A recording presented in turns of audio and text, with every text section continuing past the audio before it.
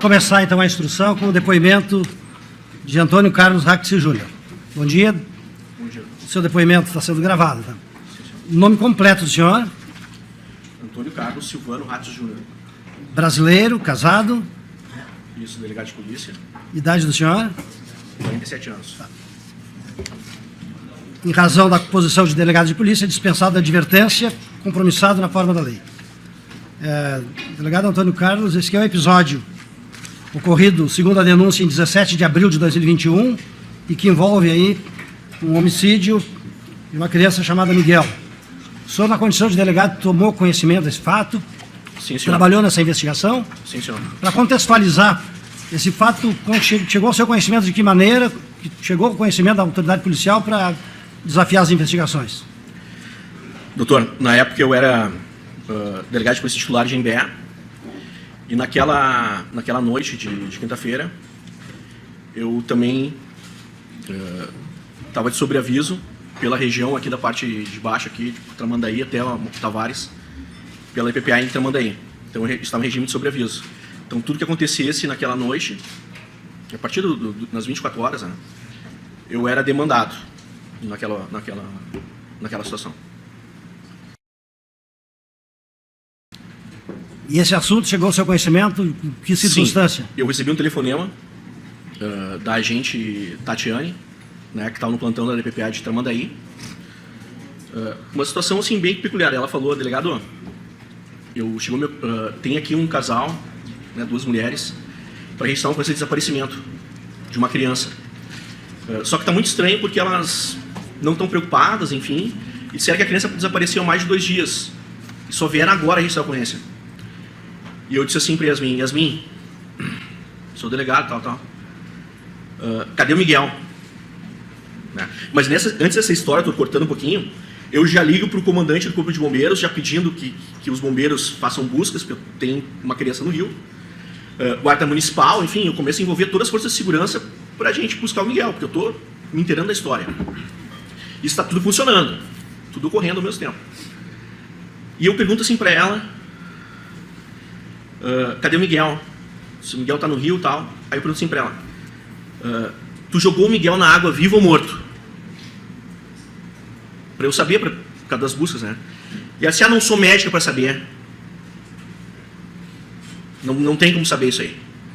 E começou assim nessa entrevista a me narrar a história, que o Miguel era fruto de abuso sexual, que ele suportava a vida dela. Começou a me contar uma história assim e tal.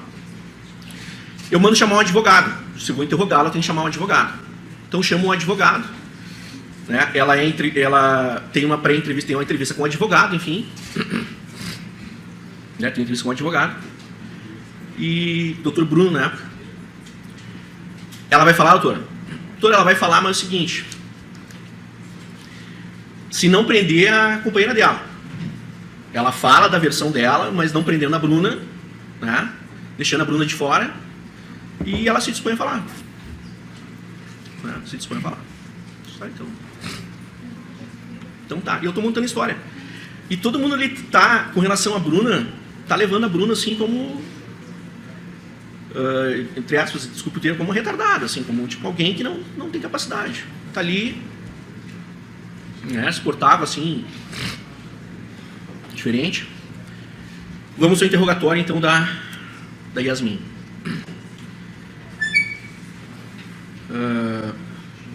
Eu faço um parênteses aqui.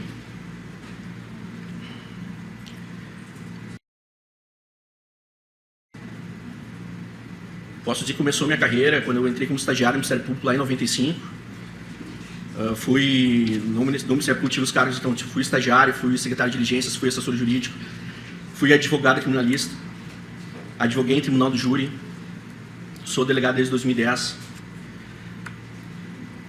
O interrogatório dela, eu me deparei com a pessoa mais fria da minha carreira. Eu me emocionei durante o interrogatório dela. Eu chorei. A frieza dessa mulher, como ela se falava em relação ao filho.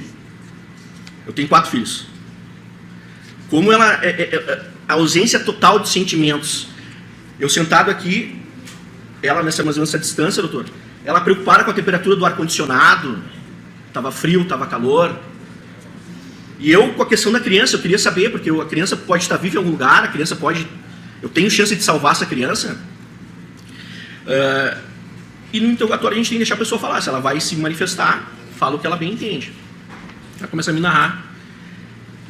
Insiste nessa história que o Miguel é fruto de um abuso, então namorar dela, com quem ela morou, e que as relações não eram consentidas, e que o Miguel tentava repetir isso com ela, o Miguel não era obediente, ela admite que batia no Miguel, né, porque ele não obedecia, porque ele fazia traquinagens, ela usava essa palavra traquinagens. Por quê? Quais eram essas traquinagens?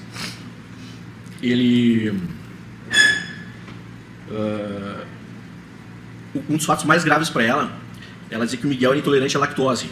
E ele não se alimentava de comidas, tipo assim, comia traquinas, bolacha traquinas. Aquilo era proibido para ele. Né? E ela admite que mantinha ele trancado durante os castigos, né? Mantinha trancado no armário e foi me contando. Mantinha trancado, e foi me contando que primeiro morou numa, entre aspas, pousada, num apartamento em Santa Terezinha, depois tinha recém se mudado, há uns 15 dias, para esse apartamento no centro, que ela não desejava ficar mais com o Miguel, que ela queria transferir a guarda do Miguel para a mãe dela, e que ela vinha batalhando por isso na Defensoria Pública, e que o Miguel não se comportava, que ele apanhava, que ela prendia ele no armário, prendia no posto de luz. Foi me narrando isso aqui. Eu não estou nos locais ainda para ter noção. Né? Tá me narrando isso aí. Que acontecia essas coisas com ele, mas que um dia, acho que na segunda-feira daquela semana, ela disse que eu sempre batia nele, mas não para deixar ele roxo, para não sair andando 3, 4 dias. Eu meio que dizia assim, tipo, era normal ela bater nele. Que ela errou a mão, que ela passou do ponto. Né? Que acho que na segunda-feira tinha passado do ponto. E que ele começou a bem não responder, tanto eu acho que deu medicamento para ele, enfim, né? Mas por que tu não levou ele na policlínica, no médico, fazer uma coisa? Não, fiquei com medo que me acontecesse alguma coisa. Né?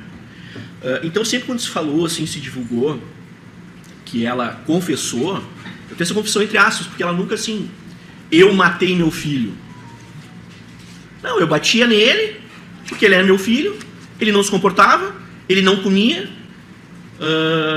e a culpa dele. Ele acabou, tipo, a consequência da morte dele é culpa dele. Ele é culpado pela morte. Eu botei ele numa mala, levei na beira do rio lá e joguei no rio, porque eu não queria me incomodar. E eu sabendo que se eu registrasse a ocorrência policial, a polícia não desconfiaria de mim, eu era a última a ser suspeita. Né? Enfim, alguns detalhes por aí. A Bruna foi ouvida, se colocou naquele momento com uma postura assim, completamente omissiva, passiva, como se fosse uma espectadora. Né? Então eu tenho essa história, né, ocorrendo durante a final da noite de quinta, entrando na madrugada de sexta-feira, com os bombeiros fazendo buscas. Né? Lembrar que nós estávamos numa temperatura, tinha acontecido eventos climáticos em Imbé, ali em Tramandaí, havia subido o rio passava sobre... Nós temos ali uma contenção, a água subia por cima, e estava muito frio, 5, 10 graus, era frio.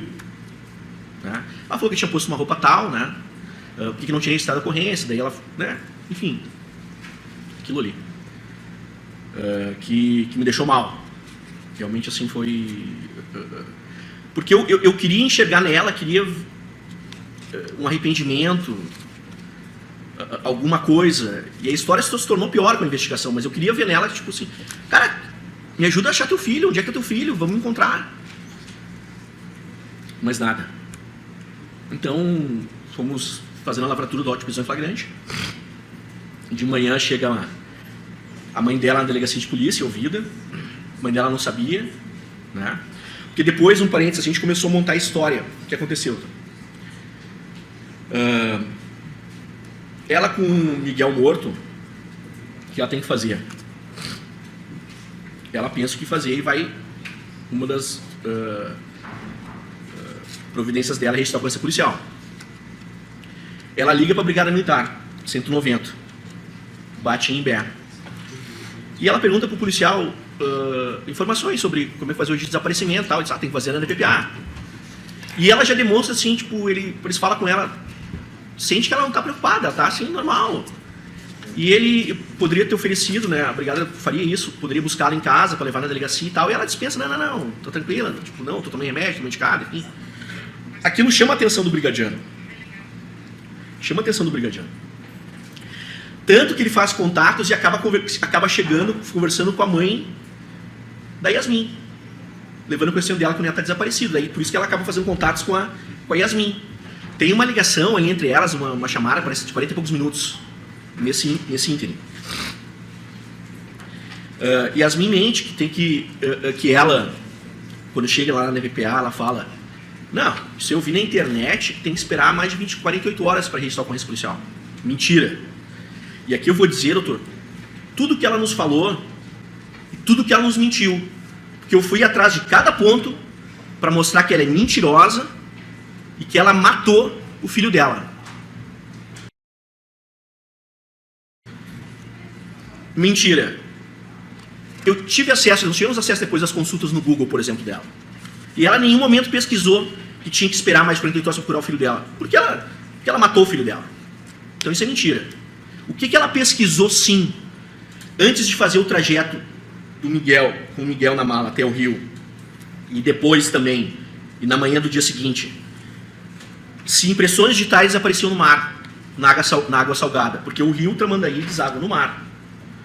Ela fez esse tipo de pesquisa, ela fez na segunda-feira, na internet. Com relação a batimentos cardíacos do Miguel, porque o Miguel tomou um laço dela e que talvez não respondesse mais. Então estava com os batimentos cardíacos, tipo assim, fracos. Enfim. Isso ela pesquisou. E ao mesmo tempo, a Bruna lá falando com as amigas dela, meio querendo cair fora da relação, também, que remédio podia dar pro guri e tal. E ela também pedindo pro Tadeu se o Tadeu podia trazer algum remédio para dar para ele. Tudo isso. Então, enfim, ela é presa. Estamos voltando lá ao APF, ela é presa.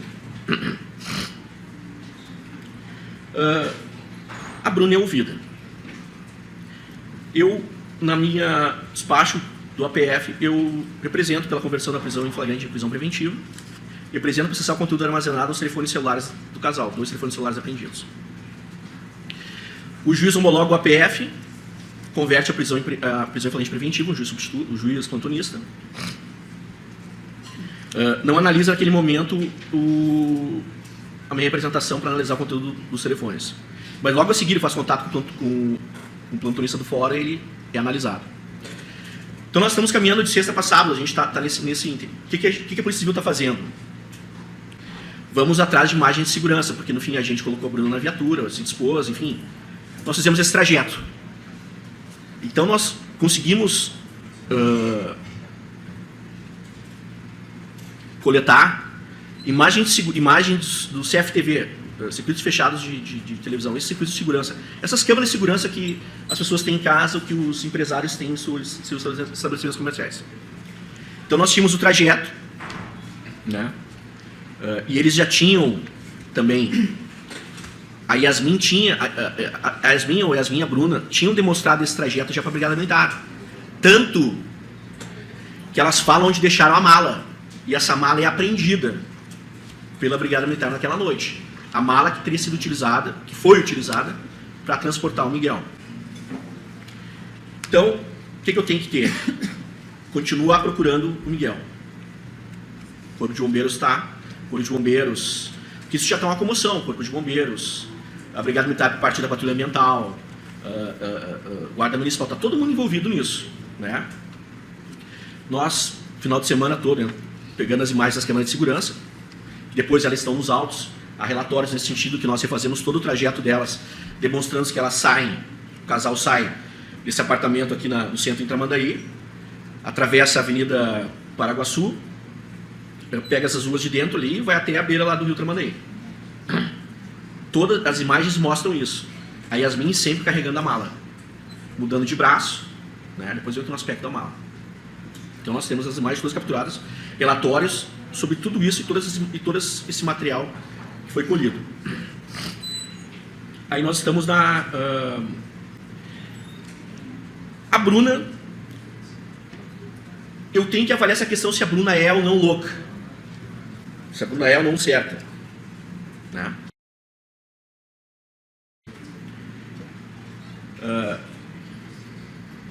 Eu peço para o psiquiatra do município fazer uma avaliação, psiquiatra nela, um psiquiatra,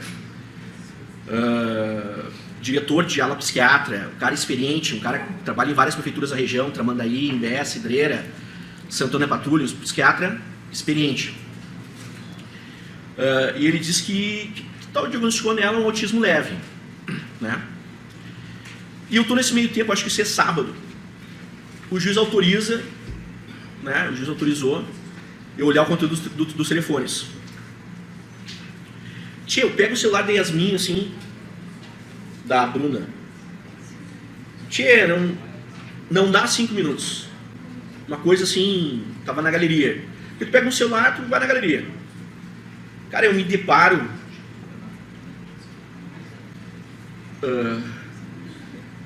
com esses 2 vídeos em que o Miguel tá no armário.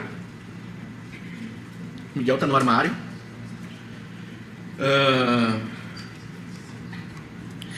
E a Bruna falando com ele, né, ameaçando ele, que ele se mija, que não é para ele se mijar, que ele se cagar, que ele tá fingindo.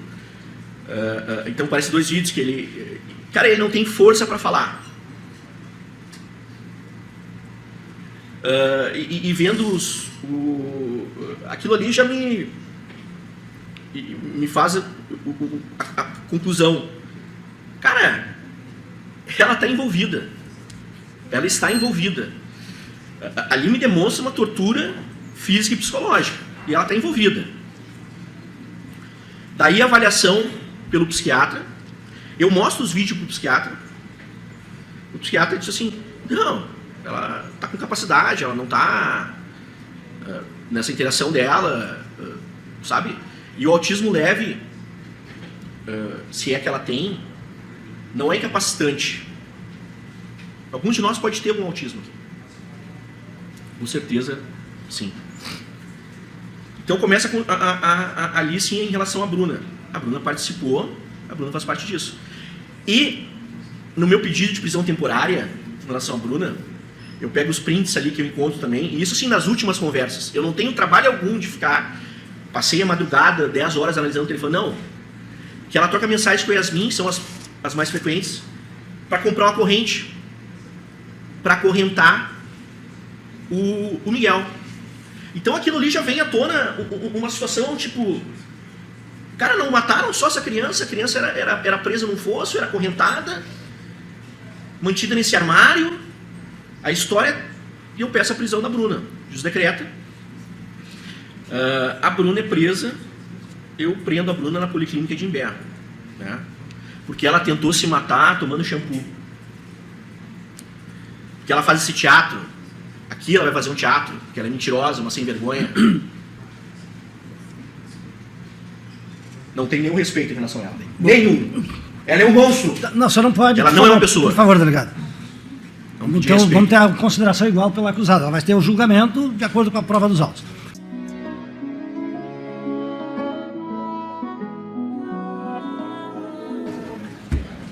Nós vamos recomeçar os trabalhos, retomar o julgamento, com a inquirição da testemunha Jefferson Luciano Segato, arrolado pelo Ministério Público. Então, boa tarde. Boa tarde. O senhor foi arrolado como testemunha, vou lhe ouvir aqui gravando seu depoimento. Tá? O nome completo do senhor? Jefferson Luciano Segato Nascimento. Brasileiro, casado. Sim, senhor. O senhor é policial militar? Policial militar. O senhor promete falar a verdade, né? Sim, senhor. Aos costumes de nada, compromissado e advertido na forma da lei. Esse é um episódio aí de 17 de abril de 2021, que trata de um homicídio aí da criança de nome Miguel. O senhor já foi ouvido durante a instrução da primeira fase desse processo. Então, para contextualizar aqui, inicialmente, antes de passar a palavra para as partes dos jurados, eu lhe pergunto, esse fato chegou ao conhecimento do senhor de que maneira e qual foi a sua atuação, de forma resumida, sintética, como é que chegou ao seu conhecimento para o senhor agir na condição de policial militar? Nós estávamos no dia apresentando uma ocorrência em flagrante na delegacia, uma questão de tráfico, e chegou as partes envolvidas, a Yasmin e a Bruna, chegaram no local com a finalidade de registrar uma ocorrência do desaparecimento do filho da Yasmin. Ela chegou ali dizendo que o filho tinha sumido há 2 dias, se não estou enganado, e que ele teria saído para entregar o lixo na lixeira, umas 5 horas da noite, e não teria retornado. Ali a gente fez algumas série de perguntas a ela, né, para entender o que realmente estava acontecendo e se a gente tinha como auxiliar de alguma forma a localizar o menino, né. E até então o que se tinha era que um jovem, né, um menino, sumido. Dessa forma, a gente fez algumas indagações a elas, né, que são 2 meninas, e que dava para notar assim, que a Yasmin meio que tentava conduzir de forma que a gente não falasse com a Bruna, que a gente não conversasse com a Bruna, e a Bruna demonstrava que queria falar alguma coisa. No decorrer de algumas perguntas ali, a Bruna falou algo semelhante, Miguel na mala, depois no Rio. Mas era uma situação meio que fora de contexto que a gente de imediato não entendeu.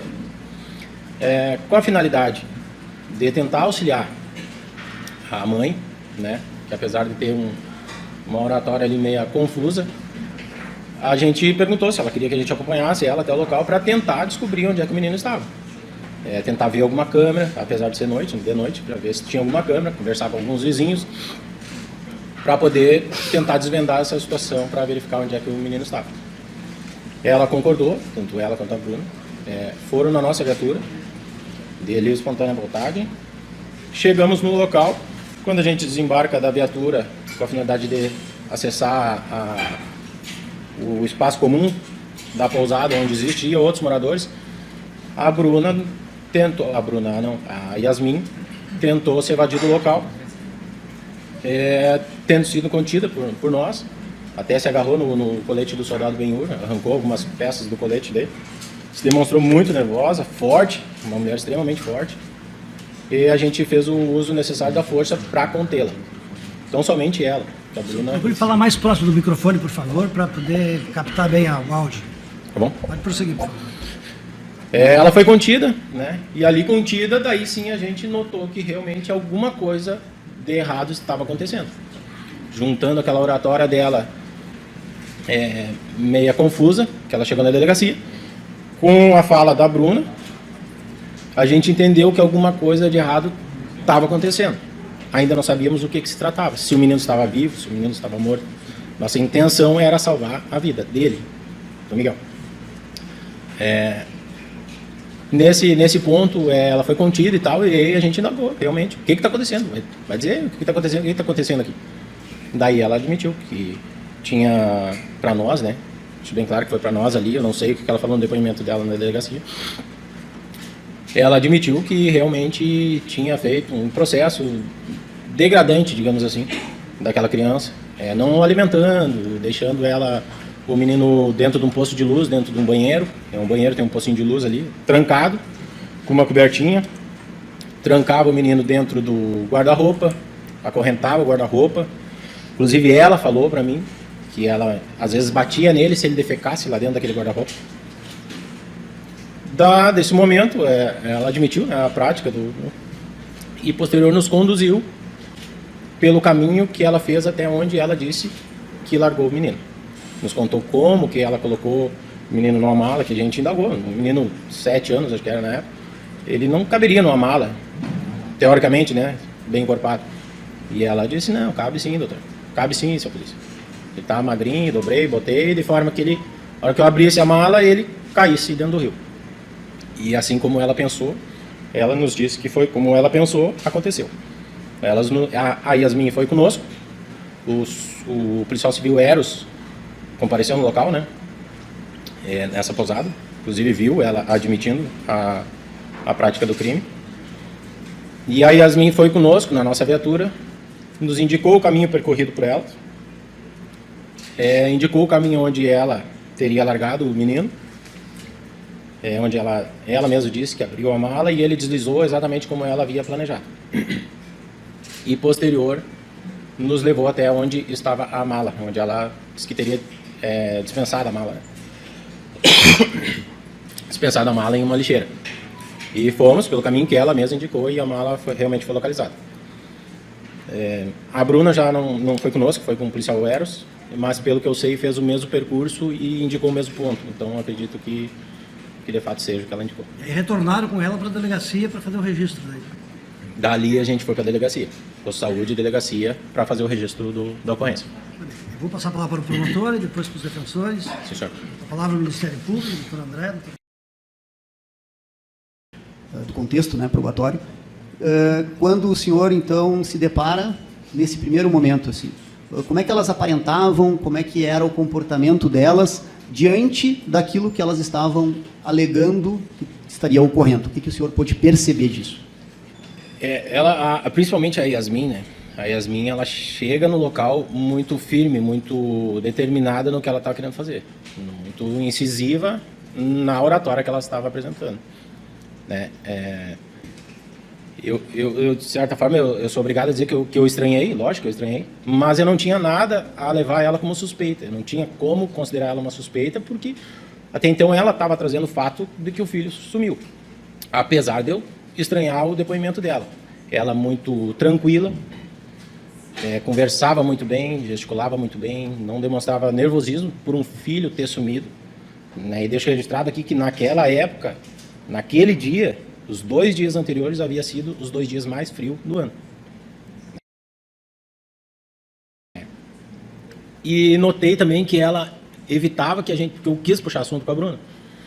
E eu notei que ela quis manipular aquela situação de forma que a gente não falasse com a Bruna. Ela falou assim, não, a Bruna não responde a ninguém, somente a mim. Porque ela tem problema, não sei o que, diz ela, né? A gente foi ali, mas viu que em algum momento aquela menina queria falar alguma coisa, essa Bruna.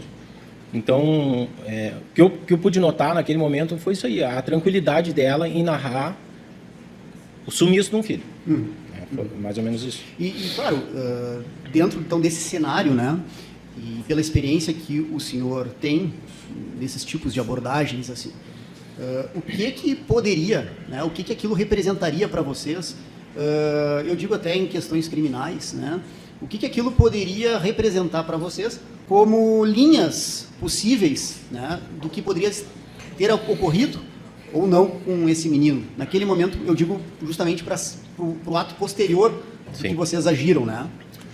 A gente, na verdade, a nossa função ali, que a gente viu como nossa função, como Estado representado ali, a gente viu que nós deveríamos agir de forma de que se esse menino realmente estava perdido, que a gente encontrasse alguma linha a seguir, e até mesmo acionar outros órgãos, talvez, né, como ele era perto de uma lagoa, bombeiro, que fosse, mas que a gente entendesse o que realmente estava acontecendo.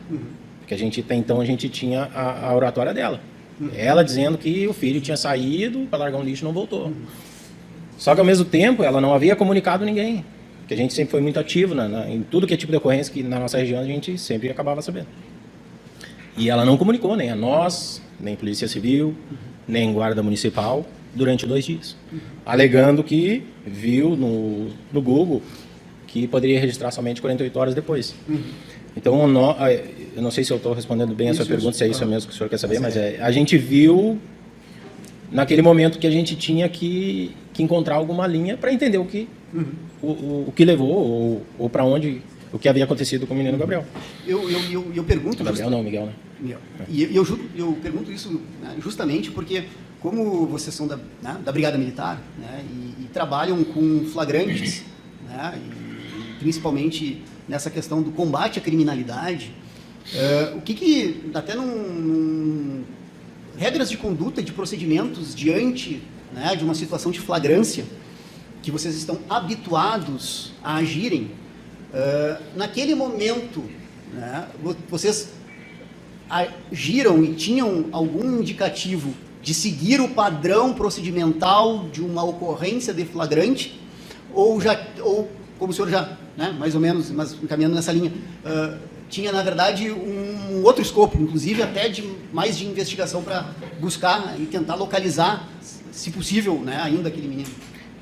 Inicialmente a gente não adotou esse procedimento pela questão de flagrante delito, até porque nós não tínhamos nada que nos levava como materialidade, né, como vítima, materialidade e autoria da mãe, da madrasta, né? Então a gente não tinha. Então a nossa função ali inicial, eu acredito que foi muito mais na questão de auxílio para tentar descobrir, ou até mesmo investigativo, né? Não vem a ser investigativo, mas para que fosse levantada alguma situação que fosse sim favorecer posterior numa investigação policial. Mas também buscando... A nossa intenção era buscar achar o menino Gabriel, né? Porque para nós, naquele momento, na narrativa dela, ele poderia estar vivo, lógico. Porque não existia algo que dissesse, olha, ele saiu ferido. Não. Ele sumiu. Ele sumiu. E nossa intenção era achar o menino Miguel. E só para contextualizar, naquele momento vocês já tinham as informações a respeito de quem era o menino Miguel? Questão de idade, questão... Sim, ela mesma trouxe essas informações, né? Falou a idade, falou... Ela era a genitora. Ela que trouxe essas informações para nós, que ele morava com ela. Sim.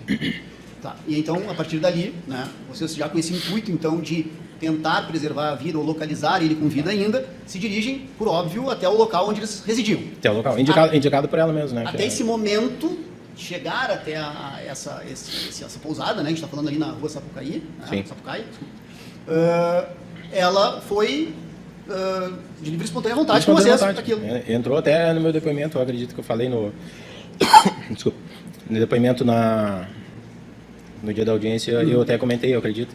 Na frente da delegacia existia uma câmera, não sei se na época tinha ou não gravações, mas elas ingressaram na viatura espontaneamente. Ó, vamos lá, vamos tentar descobrir o que aconteceu com teu filho, vamos ver se tem alguma câmera, vamos ver se algum vizinho viu.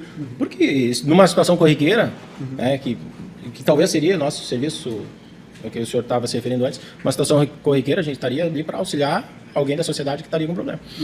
Então, vamos lá, ver se tem alguma câmera, ver se alguém viu alguma coisa, se... N possibilidades ao chegar no local que a gente ia tentar entender. E aquela frase desconexa, né, de palavras soltas que a Bruna proferiu, de mala, Miguel Rio, isso já foi em que momento que ela profere pela primeira vez ou que o senhor escuta isso? Lá na frente da delegacia. Na frente da delegacia, enquanto a Yasmin falava, porque ela falava muito. E essa informação ficou desconexa? Ficou desconexa, a gente não entendeu o sentido bolufas, na verdade, não entendemos nada. Certo. Porque entendemos que ela falou. Miguel Mala, depois Rio, ou Miguel Mala e Rio. Pode continuar. Aí a gente chegou no local. Isso aí, o senhor quer saber em que momento mudou a narrativa dela? Ela, digamos, ela estava num processo colaborativo, né? Até então, pelo que o senhor está narrando, e chega um momento, então, que ela muda de postura. Assim que a gente chegou ali, que ela observou que realmente nós íamos fazer contato com os outros moradores e realmente ir a fundo para tentar descobrir, eu acredito que tenha sido isso que ia passar na cabeça dela. Aí ela tentou se evadir, porque já tinha descido da viatura e ela tentou se evadir, e daí a gente conteve. Isso foi na parte externa do imóvel ou já na frente? Assim que descemos de entrada? Não, assim que descemos a viatura, ela... Na rua? Na rua. É calçada, né? Isso, sim. Na viatura. O portão era ali, nós estávamos parados. Nesse momento ela tentou fugir, correr? Tentou. O soldado Benhur até se pôs à frente dela e ela reagindo, fazendo força. Aí foi usado a algema para conter ela. Se nesse momento tinham vizinhos presenciando essa... Nesse momento, nessa confusão, eu acho que os vizinhos da pousada vieram até no intuito inicial de defender ela, achando que a brigada estava agredindo ela. E daí foi explicado para eles a situação. Não, a situação é essa, tal. Ela foi lá para registrar uma situação e aquela... Daí a gente não sabe agora se o menino está aí dentro, se o menino está aqui fora. Daí eles começaram a alegar até, que daí foi o soldado Benhur que conversou com eles, a falar sobre algumas coisas que eles haviam visto lá. Sobre gritos tipo miados. Eles desconfiavam que o menino estava sendo maltratado, resumindo.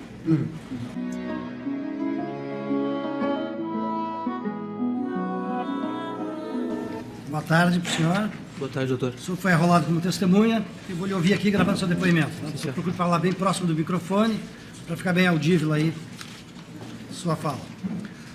O nome completo do senhor? Ícaro Benhur dos Santos Pereira. Brasileiro, casado? Sim, senhor. Idade do senhor? 32 anos. Policial militar, o senhor está servindo aonde? Eu sirvo em Osório, atualmente. O senhor promete falar a verdade. Sim, senhor. Aos costumes ensinado, compromissado e divertido na forma da lei. Procure falar mais perto do... Esse aqui é o episódio de 17 de abril de 2021, que trata da morte de uma criança de nome Miguel. O senhor, na condição de policial militar, o senhor tomou conhecimento de fatos que levaram à investigação, de que forma e qual foi a atuação do senhor nesse episódio? A gente, querendo ajudar, a gente deixou ali o flagrante do tráfico e solicitamos para nós ir até a residência para ver se poderia estar em cárcere a criança ou ajudar, tentar salvar o Miguel. Quando a gente chegou na Rua da Pousada, a Yasmin saiu fora. Ela começou a tentar fugir, ela tentou resistir, ela começou a nos agredir. Eu carrego uma câmera corporal no meu colete, a qual eu gravei a ocorrência. Ela grudou na minha câmera e jogou longe, danificou as filmagens naquele momento. A Yasmin estava muito, muito agressiva, nem parecia mais a mesma, quando ela estava na pousada ali. Doutor, naquele momento eu tive absolutamente certeza que o Miguel estava ali e eu tinha que entrar para salvar ele. Eu tinha certeza, naquele momento. Porque alguma coisa tinha acontecido. Quando a gente adentrou na pousada, a gente conteve a Yasmin. Adentramos na pousada, tinha muita gente na pousada, saiu muita gente, porque era noite. Eu não me recordo exatamente em que hora era. Meus colegas, eu conversei com o pessoal da pousada, eu perguntei para eles onde é que ela morava, porque eram muitas casas. Eu perguntei para ela onde é que, para eu conseguir entrar na casa e verificar se o menino está ali, como é que está a situação dele. E aí eles me apontaram a casa, aquela casa ali, apontaram à esquerda assim, meus colegas entraram na casa com ela e eu fiquei falando com o pessoal da pousada.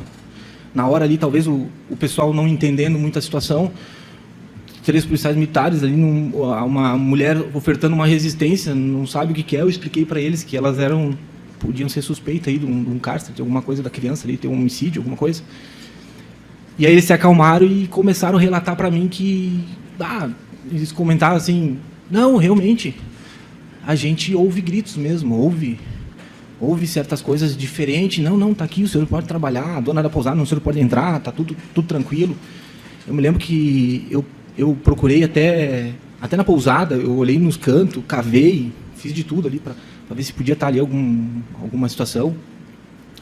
Eu me lembro também naquele momento ali, um rapaz comentou comigo que na noite anterior ele escutava miados, que parecia gato, vindo, e ele morava em cima do apartamento dela. Esses miados já era o Miguel morrendo. Já era ele gemendo, morrendo. Já estava morrendo. Uma noite anterior. E ele achava que era gato. Miguel já não estava mais conseguindo, só gemia, não falava mais. Quando eu acalmei o pessoal, expliquei para eles entrar para dentro de casa, deixar para nós trabalhar, que nós ia descobrir, nós ia salvar o Miguel, ficar tranquilo, eles se apavoraram. Quando eu entrei dentro da casa, a Yasmin continuava agressiva, se debatendo o tempo todo. Meus colegas, eu tive que dominar a situação ali, consegui fazer a algemação dela, tá? Consegui fazer a algemação dela. E ela começou e ela relatou para nós, no momento da entrada da pousada ali, que ela teria matado o Miguel. Ela falou que ela deixava ele dormir dentro de um roupeiro. Às vezes ela trancava ele no escuro. Ela batia nele porque ele fazia cocô nas calças, porque ele se mijava. Inclusive ela alegava para nós ali que ela batia na cara dele. Ela batia como? Tem umas perguntas ali. Ela batia com a mão na cara dele. Ela já deixava ele sem comer há muitos dias. Ele já vinha sendo torturado há muitos dias. Ela deixava também ele... O meu colega, soldado Dias, conseguiu ver dentro da pousada, dentro desse apartamento, um posto de luz ali e tinha uma cobertinha só ali. Ali era onde ele dormia. Deu uma criança de 7 anos dormindo ali no cobertor. E ela o tempo todo a Yasmin, ela só demonstrava uma preocupação com a Bruna, o tempo todo. A gente perguntou para ela como é que ela fez isso. Ela disse que um dia anterior, ela teria, como o Miguel já vinha sem comer, ela não ia dando comida mais para ele. Eu me lembro que ela comentou para mim que ela trancava ele nesse posto de luz e dizia para ele, ó, vou sair. E saía.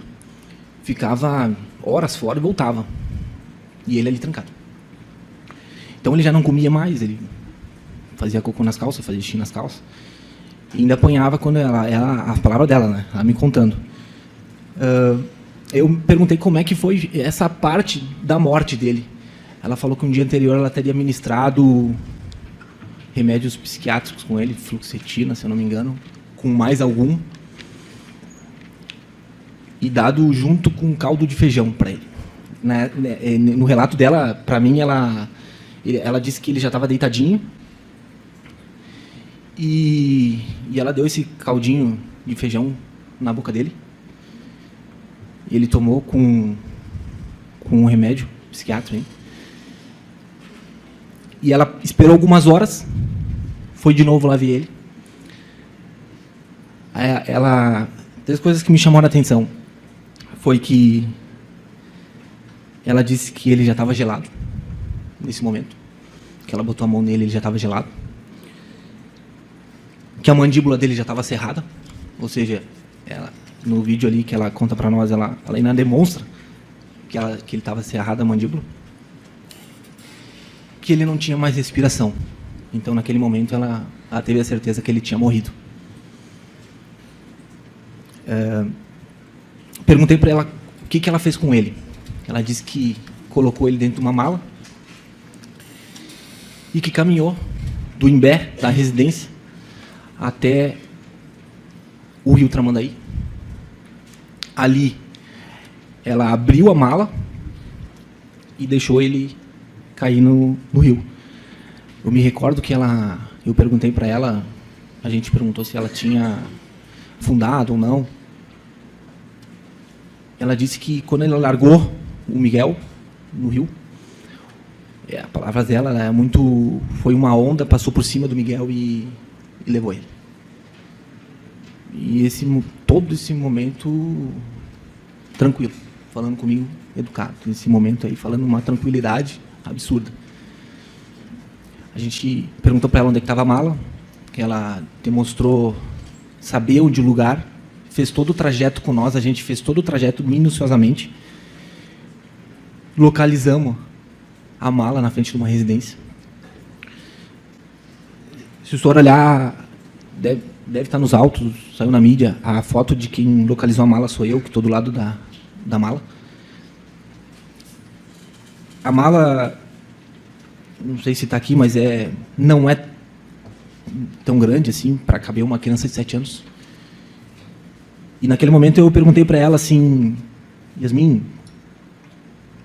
tu não botou o Miguel aqui? Ela disse assim, ela disse por quê? Eu disse porque eu tenho um filho de 5 anos, 2 anos mais novos que o Miguel, e o meu filho de 5 anos não cabe nessa mala. Nesse momento ela ficou um pouco agressiva comigo na forma de responder. Ela falou assim, eu já lhe falei, o Miguel tinha 7 anos, mas ele não tinha corpo de criança de 7 anos. Ele já estava magro, desnutrido, pele e osso, e inclusive eu quebrei todos os ossos dele para botar dentro da mala. Eu me lembro que ela falou até a posição que ele botou ele, posição fetal. Inclusive, ela falou a forma que ela botava a cabeça dele. Eu botei a cabeça dele aqui na mala, nessa parte da mala, para não machucar a cabeça dele. Quebrei as pernas dele e coloquei ele dentro da mala. A gente perguntou para ela se ela carregou essa mala na rodinha. Ela falou que não na rodinha, porque ela não queria machucar a cabeça dele.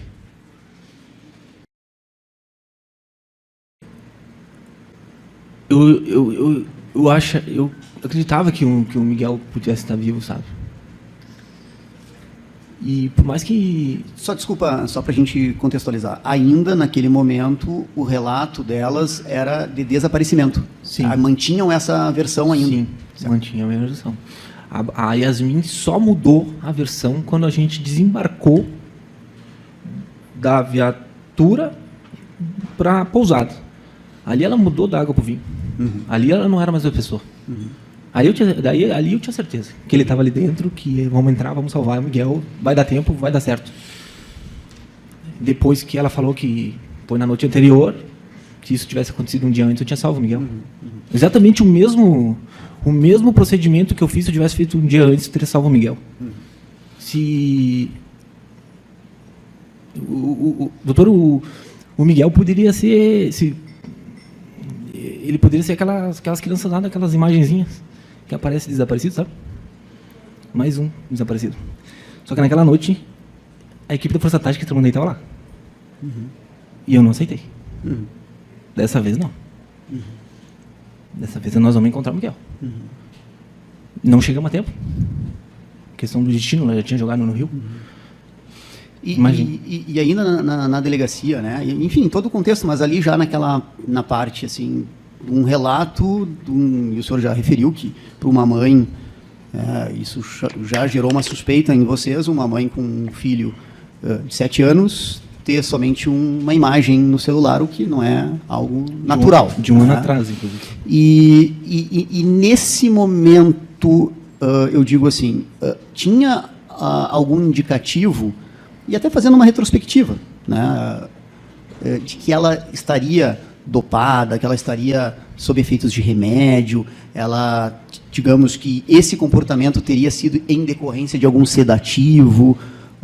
Isso o senhor pôde perceber naquele contexto? A Yasmin, doutor? Sim.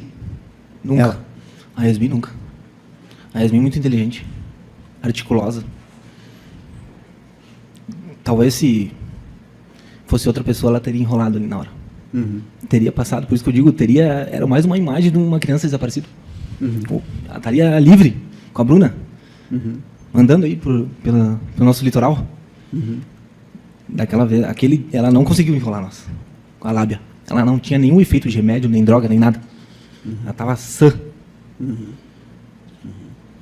E no deslocamento até a pousada, elas falaram alguma coisa? Elas tentaram... a Bruna tentou falar alguma coisa? Qual era o comportamento da Bruna nesse momento?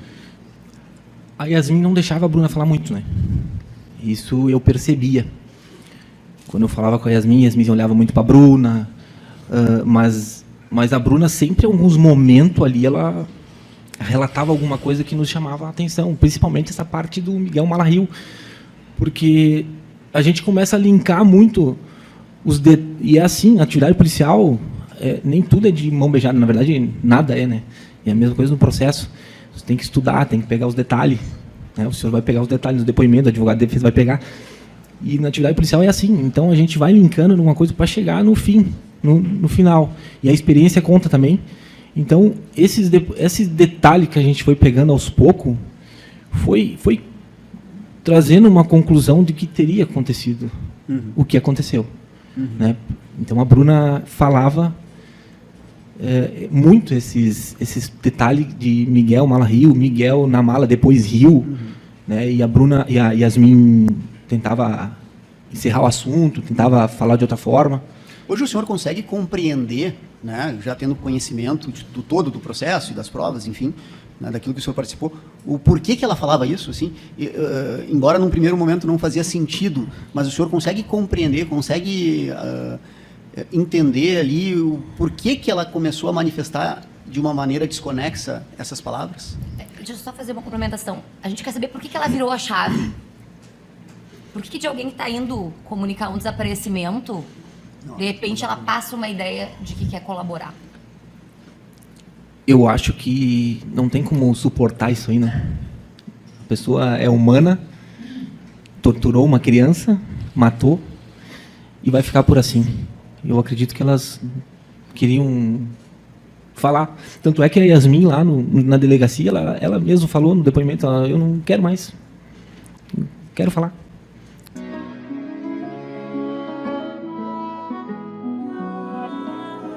Boa tarde para a senhora. A senhora foi arrolada como testemunha e eu vou lhe ouvir aqui gravando seu depoimento. Tá? O nome completo da senhora? Juraci Martins. A senhora conhece a Yasmin? Eu conheci lá. A senhora é dona de uma pousada, é isso? Bruna, a senhora conhece também? Conheci lá. A senhora promete falar a verdade, né? Aos costumes de nada, compromissado e divertido na forma da lei. Elas moraram quanto tempo na pousada da senhora lá? Com quase 3 meses. 6 meses? 3. 3 meses? Não chegou bem. Nesse apartamento da sua pousada que ela morava, quem é que morava lá? Dentro dessa unidade? Hã? Quem é que estava morando nessa unidade que a senhora... da pousada da senhora? Umas quantas pessoas, mas já Não, não no apartamento que elas moravam. Era só as duas ou tinha mais alguém? Não, só as duas.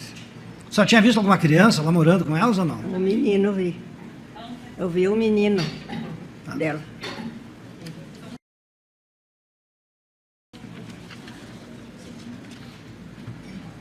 Esse menino costumava circular em pátio da pousada ou ele ficou... Não. Não, A senhora não costumava vê-lo, então? não, até eu pedi para ela um dia, tira ele para o sol. Daí ela disse que não, que o doutor disse que ele tinha asma, não podia pegar sol. A senhora nunca via ele tomando sol, então, na rua, então, no pátio? Umas 2 vezes só. Durante esses 3 meses, umas 2 vezes? Que eu pedi para ela colocar ainda. Tá bem. Eu vou passar a palavra para os defensores e depois para o promotor para ele fazer as perguntas. Com a palavra, então, a defesa de Yasmin. Boa tarde, dona Juraci. Aqui. Eu. Tudo bom? Desculpa de trazer até aqui Falar, não, como é que eu vou fazer? para lhe fazer relembrar, enfim, esse momento ruim. Quando a senhora fala ela, que a senhora pedia para ela levar ele para o sol, a senhora está falando da Yasmin ou da Bruna? Da Yasmin? Tá. Só para a gente contextualizar o período que elas moraram lá no seu apartamento. Quem realizou a negociação da locação desse apartamento com a senhora? Seu Tadeu. Ele fazia os pagamentos também? Sempre direto para a senhora? Sempre que era pra mim. A senhora lembra o valor do aluguel naquela época? Não lembro. Não? Não tem problema. Tá bom. Dentro dessa locação, né, que a senhora alugava apartamento, o que vinha dentro do apartamento? Que benefícios que tinha em locar o seu apartamento? Que tinha o quê, né? Por exemplo, o apartamento era mobiliado, elas precisavam levar alguns móveis. Tinha tudo dentro que precisa. Geladeira, cama, fogão, mesa, televisão, tudo.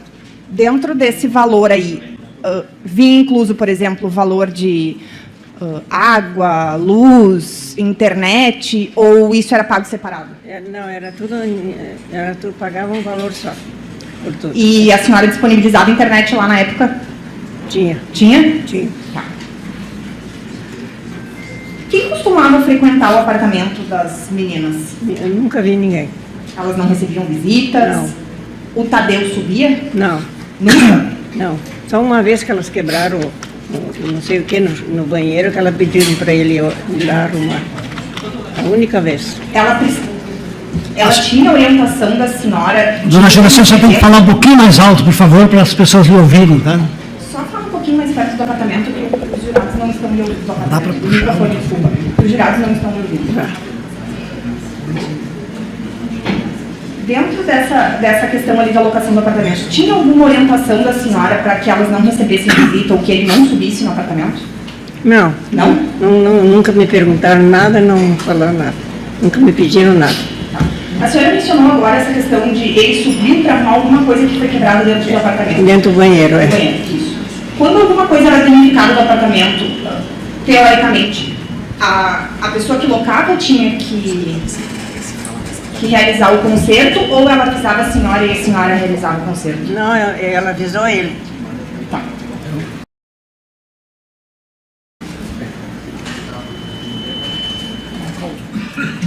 A senhora se recorda como eram os dias dela lá na sua pousada? Se alguma delas saía para trabalhar, se alguém ficava em casa, quem ficava em casa? Como é que era esse dia a dia delas ali? Ela saía para trabalhar. Ela quem? Assim, A Yasmin?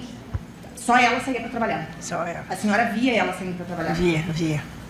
A senhora lembra mais ou menos que horário ela saía, chegava? Ela saía de manhã e voltava de tardezinha. E nesse período, então, a Bruna ficava sozinha com o menino no apartamento? Tá. Alguma vez a senhora precisou intervir em alguma questão de briga das duas? Elas discutiram uma vez bem alto, gritava que eu escutei de lá. Porque elas moravam em cima e eu embaixo. A senhora morava exatamente embaixo delas? Ah, morava não, do lado. E daí eu escutei elas gritando lá, as duas. Daí eu chamei elas e falei para elas, se não pararem eu vou chamar seu Tadeu e o segurança. Tá, mas os gritos que a senhora ouviu eram das duas? É, os gritos das duas. Alguma vez a senhora chegou a ouvir algum grito, choro ou alguma coisa do menino? Não. A gente tem uma menção da senhora no seu outro depoimento em juízo, onde a senhora disse que em uma certa oportunidade a Bruna teria dito que estaria indo embora e deixando o Miguel sozinho. E que nessa oportunidade a senhora teria ligado para Yasmin, correto? A senhora ligou para ela por que motivo? Porque eu perguntei para ela se dava para mim subir lá, porque eu não tenho costume de entrar na casa dos outros, né? Se dava para mim entrar lá, dar uma comidinha para ele. E a senhora fez isso? E eu fiz. E como é que o Miguel estava naquela situação ali? Tava lá sentadinho, tava de capuz, era frio, tava de máscara, Ele comeu o que a senhora levou para ele? comeu tudo. A senhora, por óbvio, então, entrou dentro do apartamento e acompanhou essa refeição dele. Eu levei a comidinha para ele, ele comeu sentadinho.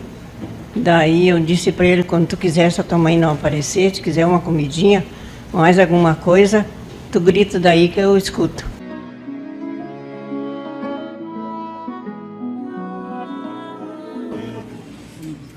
Vamos retomar, então, os trabalhos com o depoimento da testemunha Kelly Dias Hoffmann. Tá? Boa tarde para a senhora. Boa tarde. Tá? A senhora foi arrolada como testemunha, vou lhe ouvir gravando seu depoimento. Só procure falar bem próximo do microfone para ficar bem audível. O nome completo da senhora? Kelly Dias Hoffmann. A senhora é brasileira, casada? Casada. Idade da senhora? 37. Profissão? Promotora de vendas. A senhora conhece Yasmin Vaz dos Santos Rodrigues? Conheço. O que a senhora é dela? Da onde, que circunstância a senhora conhece ela?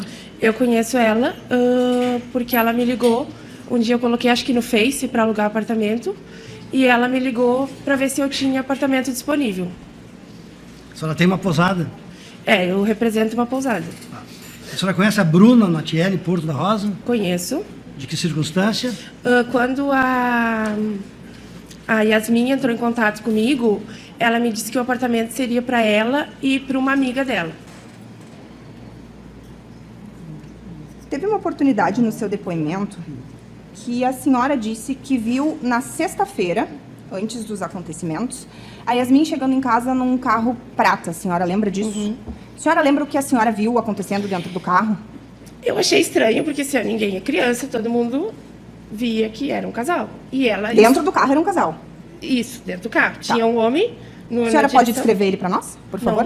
Não meio não gordo, lembra? assim, meio gordo, cabelo meio... Sabe? Mais novo, mais velho? Não deu para Mas ver? Não sei te dizer, Tá. entendeu? E ele tava pra direção e ela tava assim, toda, sabe, fazendo carinho nele. Foi o que eu vi. Do lado na rua. Não, nada de... Nunca vi ninguém dentro do portão pra dentro. Troca de carinhos, então. Isso, troca de carinhos. Da Yasmin? Da Yasmin? Sim.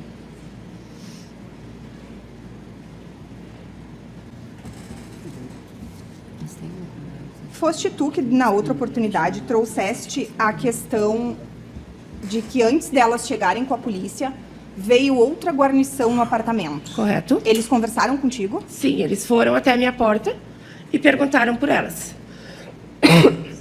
Daí eu não entendi nada, né? Daí a gente foi até o apartamento e elas não estavam. Aí eles me perguntaram se eu tinha a chave. Não, eu não tenho chave. Nessa oportunidade, eles chamaram um chaveiro e Sim, entraram dentro do apartamento. Sim. E aí foi horrível. O apartamento estava todo revirado. Nesse primeiro momento, Sim. porque eles fecharam o apartamento e foram embora. Não. Fecharam e foram embora daí. Nesse a hora primeiro que- momento que eles chamaram um chaveiro, eles entram, veem que não tem nada de anormal, fecham a porta e vão embora. Depois eles chegam com elas e aí tem toda a outra situação. Não, no momento... A senhora chegou a entrar dentro do Não, eu não apartamento nesse entrei, primeiro momento? eu não entrei dentro do apartamento. Mas da porta dá pra ver, entendeu? Porque eu tava ali, né, da porta dava pra ver. Tá, e o que a senhora viu ali? Mesa virada, colchão, tipo, entendeu? Uma bagunça extraordinária, não era uma casa.